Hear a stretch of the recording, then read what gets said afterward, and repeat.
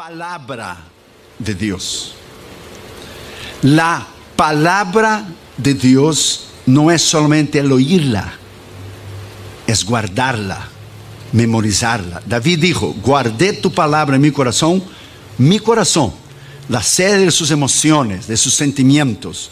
Él nos dijo: guardé en tu mente, no solo la intelectualidad y el conocimiento, la guardé en el corazón para no pecar contra ti. La palabra. La palabra no se tornó una filosofía para ser discutida, ni una teoría para ser debatida o un concepto para ser aplicado. Pero la palabra se tornó una persona. ¿Quién? Cristo. Para ser seguida, apreciada y amada. La palabra. Hace 2000 años atrás, Dios respiró su palabra en el vientre de una virgen, María. La palabra se hizo carne. Juan 1:1 dice: en principio era el verbo. El principio que solo Dios conoce. Dios no tiene principio.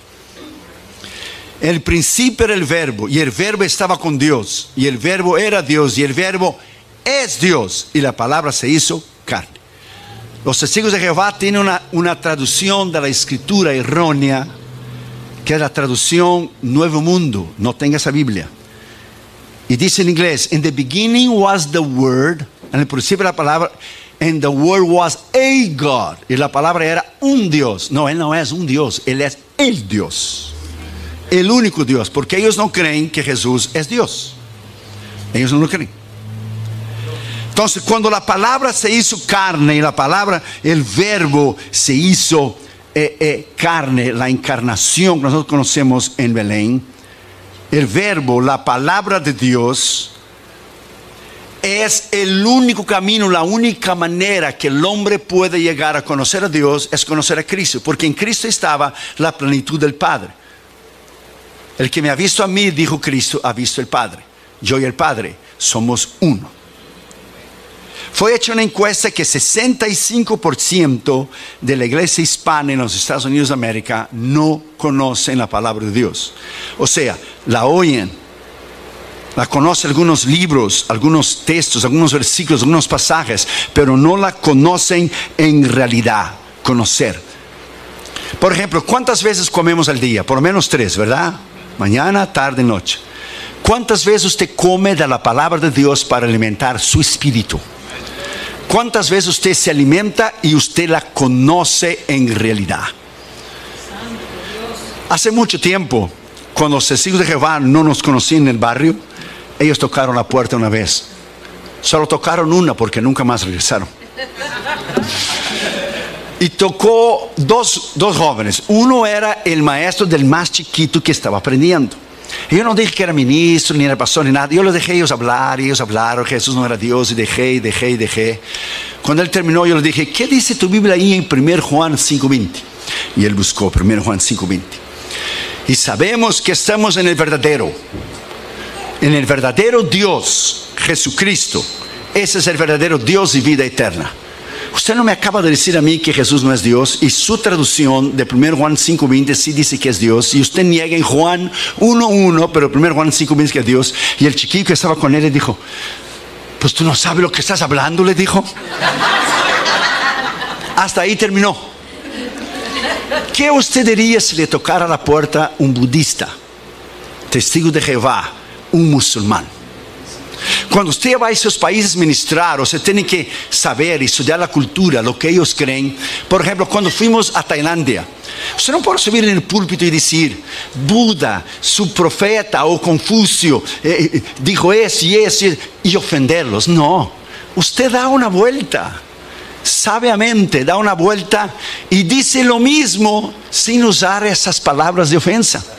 Usted dice lo mismo sin usar la palabra. Su religión dice eso, pero la Biblia dice eso. No hay reencarnación, no hay el karma. Su religión, su filósofo dijo esto. Dijo que la persona podría vivir 10,000 años, pero él murió con 70 años. La palabra de Dios dice, y Dios te da una sabiduría extraordinaria, pero como yo dije ayer, usted hace su parte y Dios hace la suya. Entonces es necesario nosotros volver a conocer la palabra de Dios, volver a conocerla. Dice en primer lugar, Pablo, que la palabra more en abundancia en vosotros. ¿Cuánto usted conoce de la palabra de Dios? Yo voy escribiendo mis libros y es interesante que voy escribiendo y el Espíritu Santo echa versículo y versículo y versículo y versículo y versículo. El pastor me dice: he leído libros cristianos y no tiene nada de palabra. Tus libros están llenos de la palabra. Pues claro, ¿de dónde vamos a tener la inspiración o ser de la palabra? Pero fíjese el detalle que Jesús dijo: el Espíritu Santo os recordará, os acordará de lo que yo he dicho. O sea, el Espíritu Santo no te puede acordar de algo que tú no has leído y no lo has estudiado. Por ejemplo, ¿usted recuerda mañana, lunes? No, porque no hemos vivido.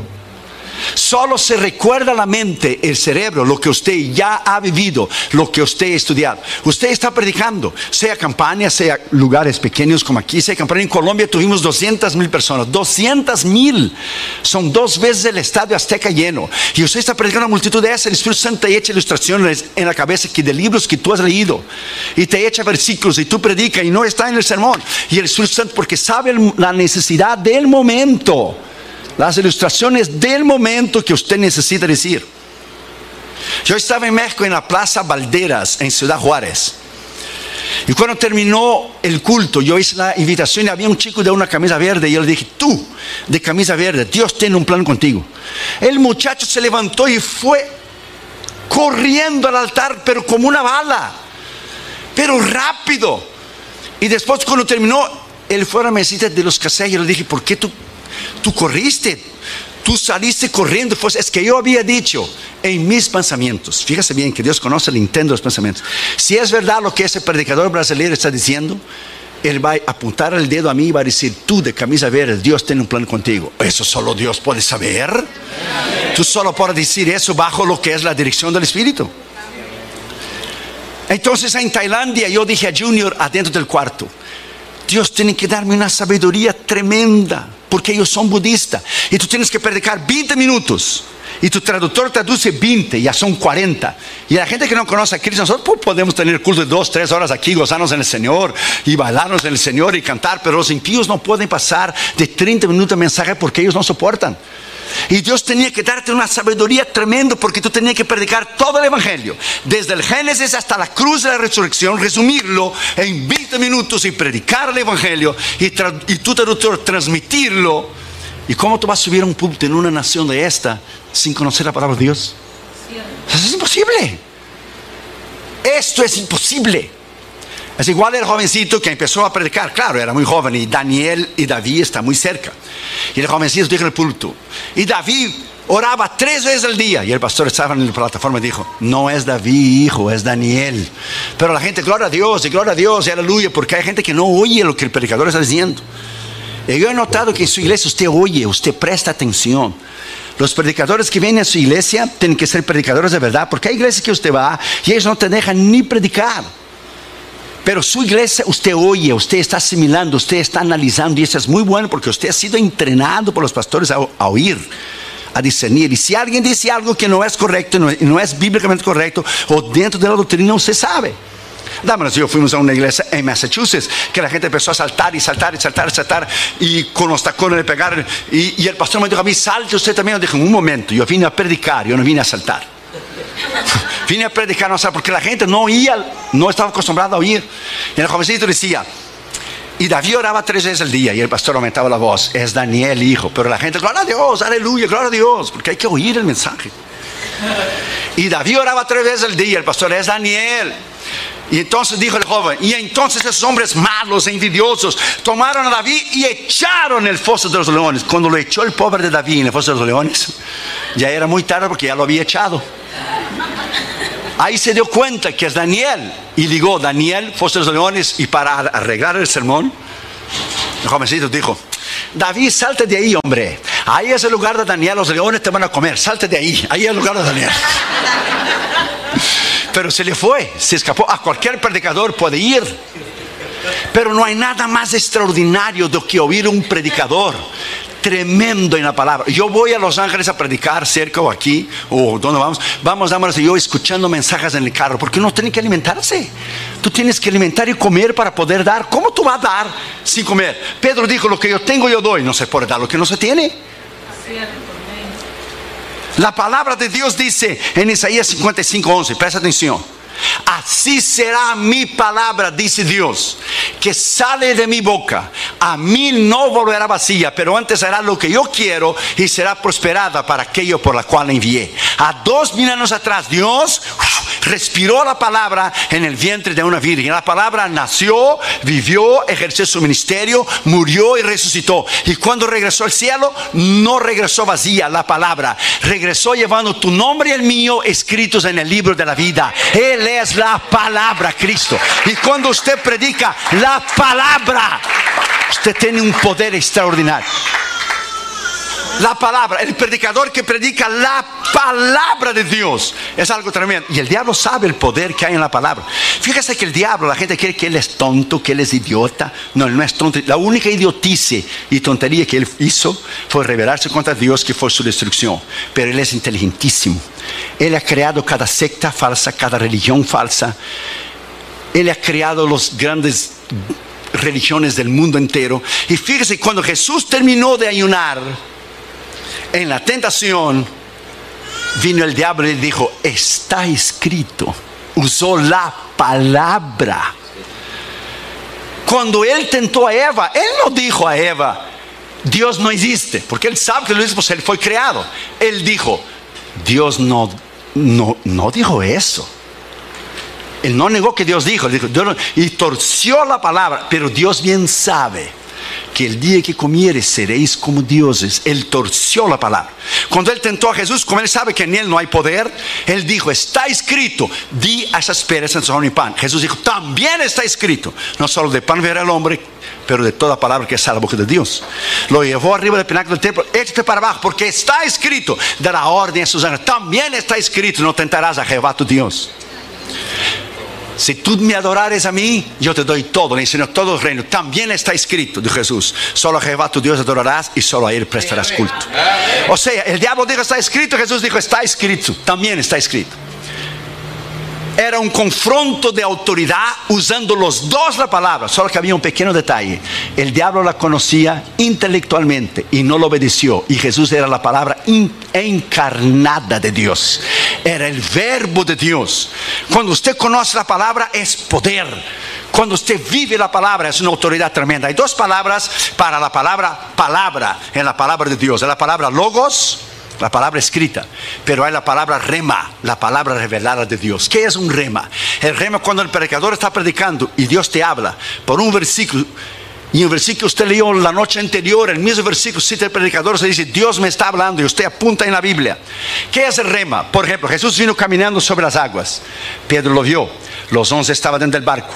Jesús dijo, la traducción hispana dice, presta atención, Pedro dijo: si eres tú, di la palabra. Pero si eres tú, ya expresa duda. Si eres.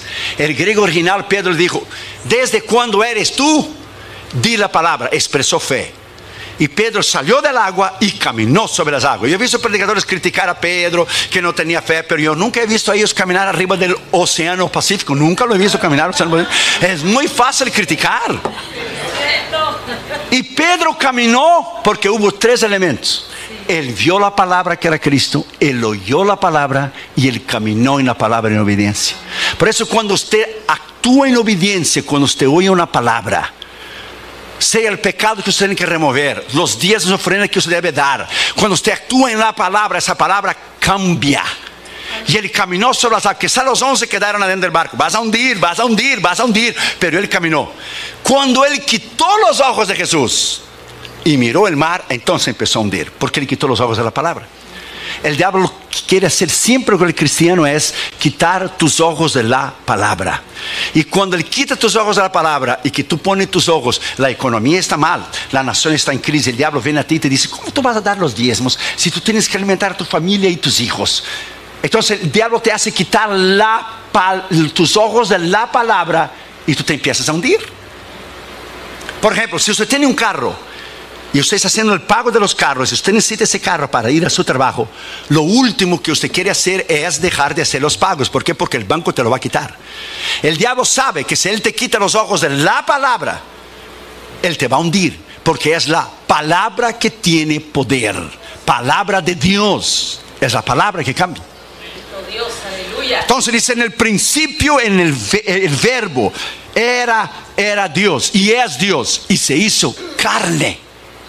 Entonces cuando nosotros nos alimentamos de esta palabra, cuando nosotros conocemos esta palabra y usted se llena de la palabra, cuando usted es tentado, usted cita la palabra. Está escrito, diablo, en 1 Corintios 10:13, no nos ha sobrevenido tentación sino humana, pero fiel es Dios que juntamente con la tentación nos dará la salida. Usted cita la palabra que tiene poder. El diablo huye por el poder de la palabra. Es la espada. Es una de las herramientas de Efesios 6 del soldado cristiano. Para usar la palabra hay que conocer la palabra. Cuando la Biblia dice en Hebreos 4:12, porque la palabra de Dios es, ¿qué es la palabra de Dios? Es viva, es eficaz, más penetrante que las palabras de Chile. Esa palabra en el griego, esa palabra habla de poder. Esa palabra habla de autoridad. Como el logos y el rema, la palabra es energes. La palabra es viva, energe. Energes es de donde viene la palabra que tenemos hoy en español, energía. O sea, cafeína. Cafeína. Que te da power, que te da fuerza. La hierba mate esa y el café cubano, que tiene power. Energes. Es lo contrario de la palabra griega argos, que es flaco, débil, sin energía, perdedor, derrotado. La palabra cuando tú la citas es poder. Y usted la predica alrededor del mundo y es un misterio. La gente te está oyendo y tú predicas la palabra, y la palabra tiene el poder de transformar el corazón de una persona.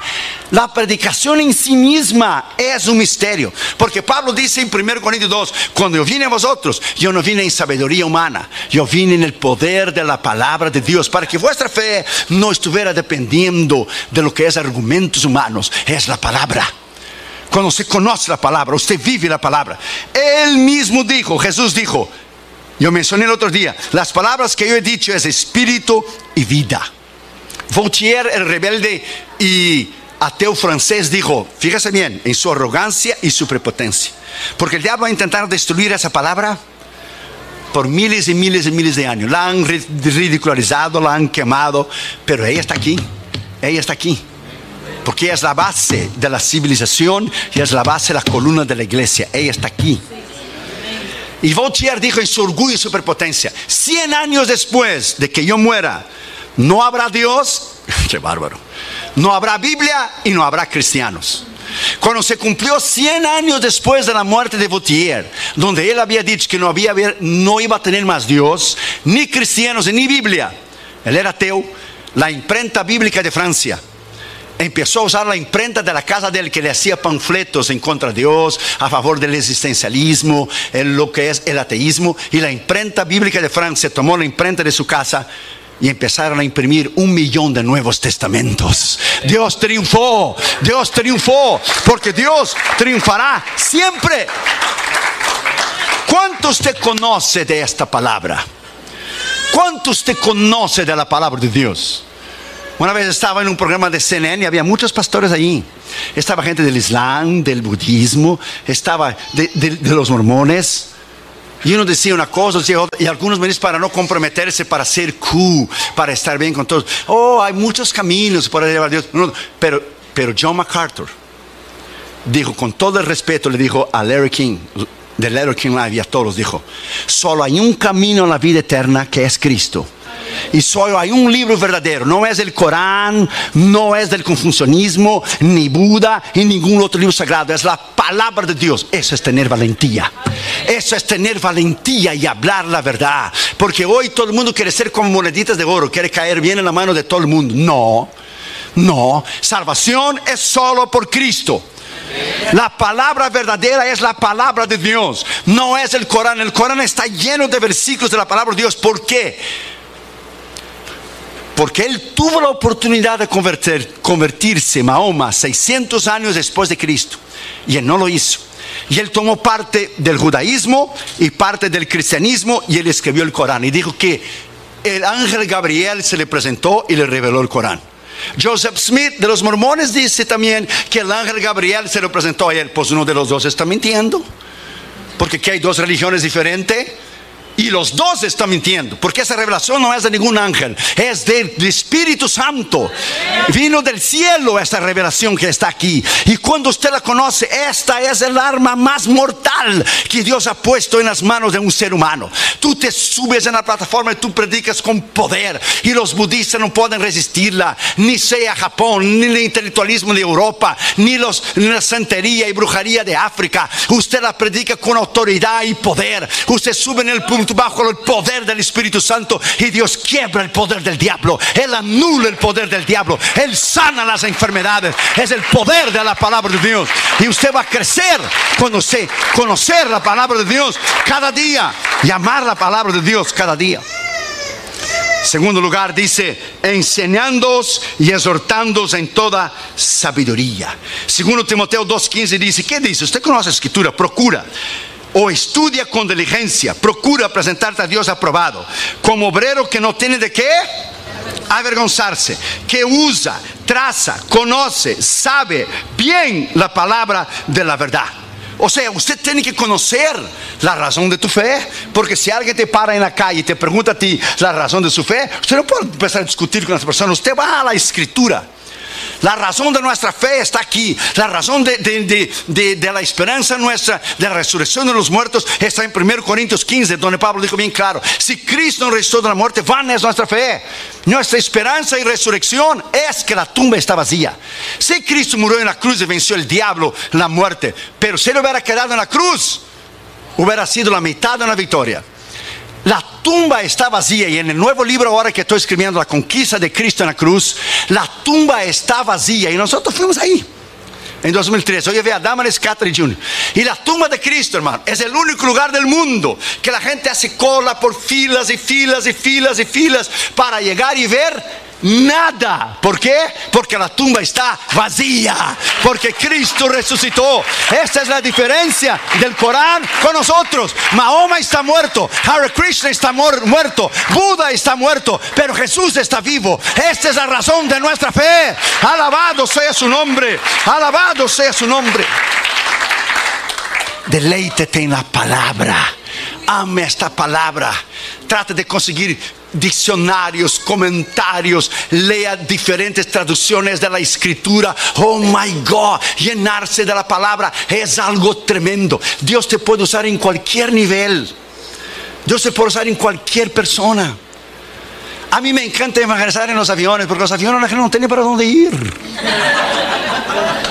Y la gente se levanta y va al baño, y yo le digo: no hay problema, yo te voy a estar esperando aquí. That's no problem.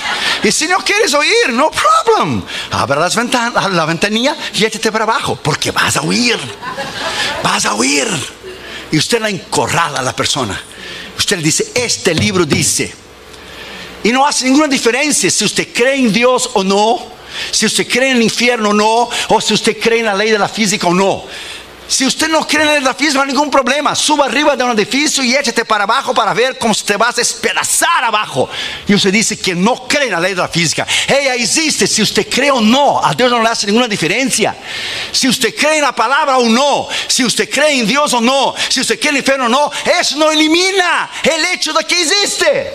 That's it. Existe. O no cree en el aire. ¿Cómo no? ¿Y eso qué es? No podemos ver, pero es el aire. Tenemos emociones, que es la sede del corazón, de las decisiones. Usted llora. Solo en el llorar y los sentimientos es que el hombre es cuerpo, alma y espíritu, porque Dios lo creó a su imagen y semejanza, porque Jesús lloró. Sí, amén.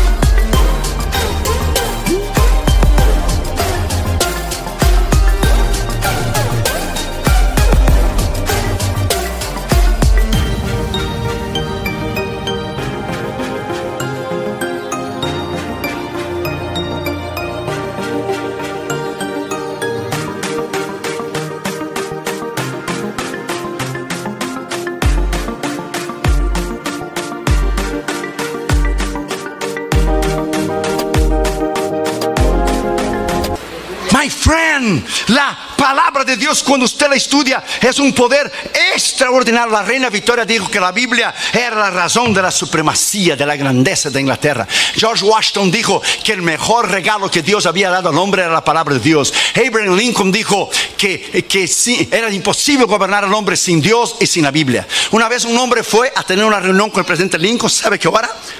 A las 6 de la mañana en la Casa Blanca. Por aquellos años de 1800 la gente se levantaba muy temprano. A las 6.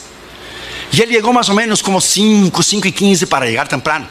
Y él escuchó un hombre hablando en voz alta y orando. Y él preguntó al guardia que estaba ahí antes de entrar en el Oval Office. Y dijo: ¿quién está allí? Y el guardia dijo: es el señor presidente. Abraham Lincoln levántase a las 3:30, 4 de la mañana. Él viene aquí y lo primero que él hace es orar y leer la palabra de Dios. Ahora denle una miradita al gobierno que tenemos ahora y compáralo con Abraham Lincoln. La nación se descarrió de la palabra. La nación fue fundada en la palabra de Dios. 200 años tiene Estados Unidos, la nación más poderosa del mundo.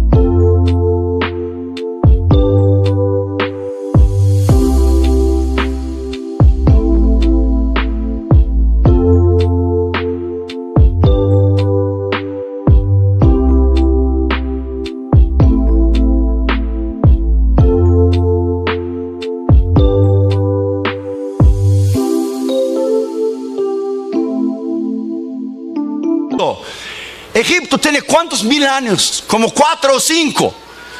Y nunca se ha levantado. Porque donde ha llegado el cristianismo, ha llegado la civilización. Los países islámicos, la mujer no vale nada. Ella no puede votar, ella no puede manejar, ella tiene que cubrirse en velo. Las mujeres son usadas, los musulmanes, por tener 4 o 5 mujeres. La mujer no es nada, no tiene valor ninguno. Pero donde llegó el cristianismo elevó el valor de la mujer. Porque no hay griego, ni judío, ni mujer, ni hombre. Somos todos uno solo en Cristo Jesús. Donde llegó el cristianismo, llegó la civilización. Esos países, aunque tienen oro, petróleo y dinero, son países incivilizados. Donde la mujer es una chancleta y no vale nada. Es un objeto sexual solamente y no vale nada. Donde llegó el cristianismo, llegó la libertad, llegó el poder, llegó la sanidad. Donde llega el cristianismo, Él transforma. El presidente dijo unos días después que tomó la presidencia en 2008 que esa nación ya no era más cristiana. Esa nación tiene 60 millones de cristianos. Ella no es budista, esa nación no, ella no es islámica, aunque él sea, porque él engañó, él mintió a la gente diciendo que era cristiano. Y los pastores bautistas, principalmente los bautistas, los pastores de black pastors, los pastores morenos de color, los pastores negros votaron en él pensando que era bautista. Él es un mentiroso y engañador. Él es musulmán. Toda esa persecución contra el cristianismo, ¿de dónde viene? Comenzó con él. Porque abandonaron la palabra de Dios. Hemos dejado la palabra de Dios. Y la persecución viene despacio. Viene despacio. Mira a esa mujer en Kentucky ahora. Viene despacio. Y viene despacio. Y viene despacio. Y yo te le voy a decir lo que los cristianos dicen en China. Que cuando llega la persecución en un país, Dios separa las ovejas de los cabritos. Y los chinos dijeron por muchos años, la iglesia china, la razón que no viene una persecución en los Estados Unidos es que el pueblo es muy inmaduro. Porque si llega una persecución van a negar a Cristo la mayoría de los cristianos. Pero esa mujer en Kentucky se mantuvo firme en su convicción. Se mantuvo firme. No doy la licencia para homosexuales casarse. No me interesa que voy a la cárcel.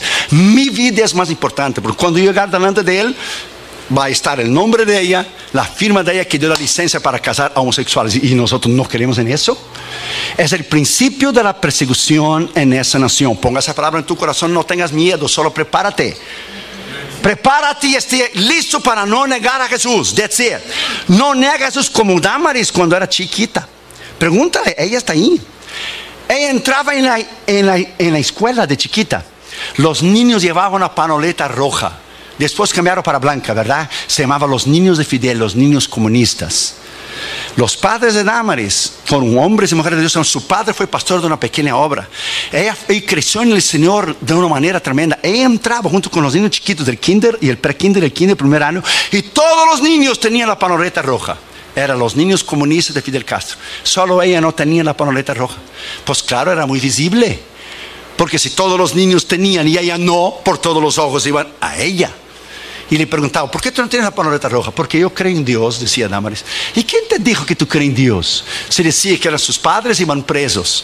Ellos esperaron la visa 20 años para salir de Cuba, no más porque eran cristianos.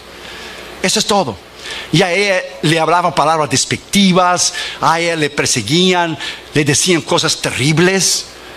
Esa mujer que tú ves ahí, Damaris, calladita y tranquila, es una mujer de Dios tremenda, porque Dios me dio una mujer tremenda, porque Dios te da el zapato del tamaño de tu pie, del tamaño de tu pie que tú necesitas. That's it. Del tamaño que tú necesitas, de no negar sus convicciones. Cuando tú tienes carácter, tú no niegas tus convicciones. Aunque hay que ser preso, aunque hay que morir por Cristo, como la iglesia del primer ciclo, no nos vamos a rajar. Nosotros vamos a ir hasta el fin, porque la vida eterna nos espera. Alabado sea su nombre. La vida eterna nos espera. Combatí el buen combate, terminé la carrera, guardé la fe. Alabado sea el nombre del Señor Jesucristo. Esta es nuestra victoria, hermanos. Esta es nuestra victoria. Yes. Oh, hermanos, está bueno predicar aquí. Hay un espíritu bueno para predicar aquí. Está bueno para mandarse un sermonazo de 3-4 horas. No tengas miedo, no tengas miedo. No tengas miedo, no tengas miedo. La palabra fue el primer libro que escribí. Tal es el amor y la pasión que yo tengo por esa palabra. El primer librito que escribí fue el poder de la palabra de Dios. Oh my God. Cómo la gente en los países comunistas sufrieron y sufren por tener un ejemplar de la palabra de Dios. Hoy el líder de Corea del Norte el otro día mató, creo que fue 74 o 84 cristianos con un tiro en la nuca, porque le encontraron ellos teniendo en sus casas un Nuevo Testamento.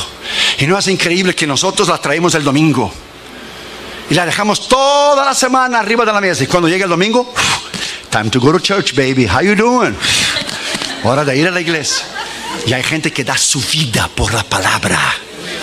Da su vida. Ame la palabra. Digo a los jóvenes que están aquí, porque hay jóvenes que están aquí que yo puedo ser tu padre, y algunos más chiquitos yo puedo ser tu abuelo ya. Ame la palabra. Qatar y Juno fueron con nosotros en Israel, y el guía de Israel nos dijo, pregúntale a Damaris, nunca vimos unos muchachos que cada lugar que íbamos, Qatar y Juno decía, eso está en 1 Crónicas tal, eso está en 2 Reyes tal, eso está en 1 Samuel 15, cuando Saúl en el monte derribó, eso quedó impresionado con el conocimiento de la palabra. ¿Por qué? Porque Damaris tomaba el tiempo 20 minutos al día para enseñar la palabra de Dios a Catherine y para enseñar la palabra de Dios a Junior.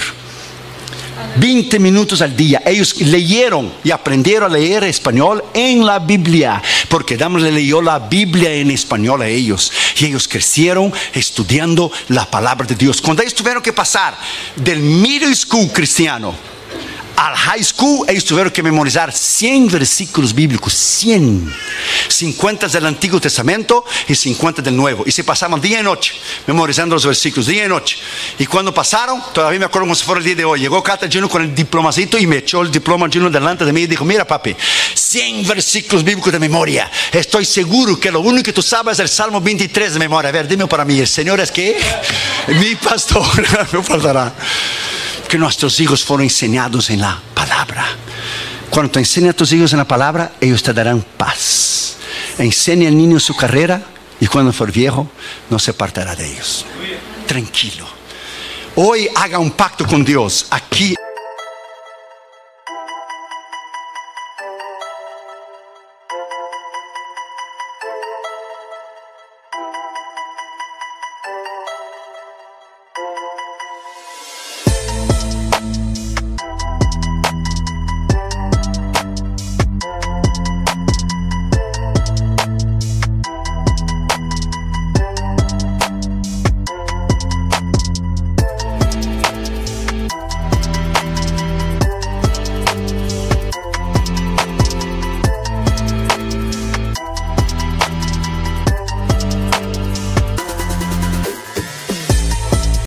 hora de amar la palabra.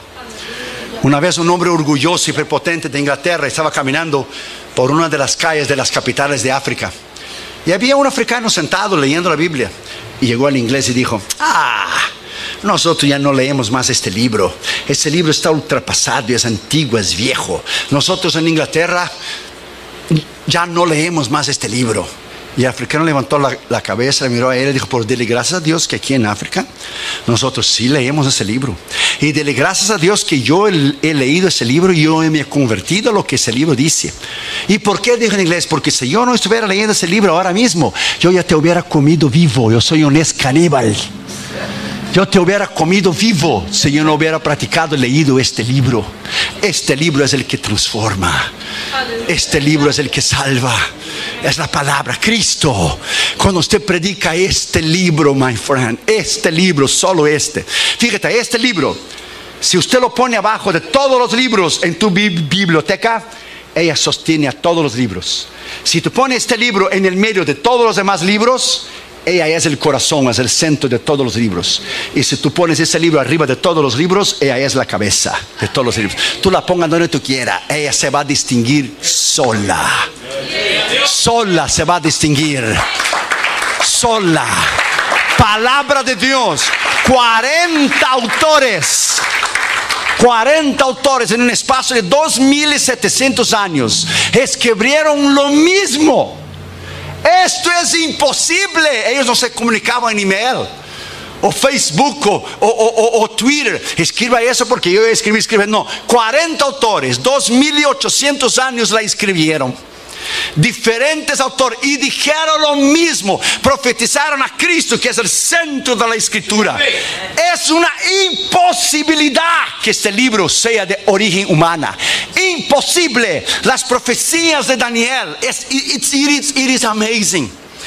El sueño que él tuvo, la cabeza de oro, el imperio de Babilonia. Él miró el pecho de plata, el reino de la Media y la Persia, que vino después de Babilonia. Él miró después lo que es los brazos y las piernas de hierro. Y después él miró los pies, que era parte de hierro y parte de barro. 10 dedos son 10 países del mercado común europeo ahora. Es el último reinado del mundo. Y dijo Daniel: y cuando yo vi, salió una piedra del cielo sin intervención de mente humana y desmenuzó la cabeza de oro, desmenuzó lo que es el pecho de plata, desmenuzó lo que es las piernas de bronce y desmenuzó los pies y los dedos de hierro. Y esa piedra creció y tomó todo el mundo. ¿Quién es? Es el reino de Cristo. ¿Quién es la piedra, la roca? Cristo. ¿En el tiempo de cuál? De ahora, de los 10 países del mercado común europeo. La iglesia está a punto de subir. Viene la gran tribulación. El anticristo arregla todos los problemas del mundo.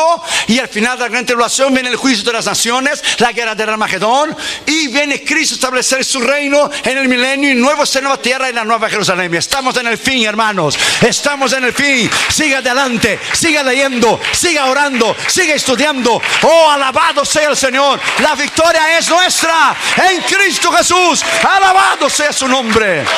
Pongámonos de pie, hermanos, por favor.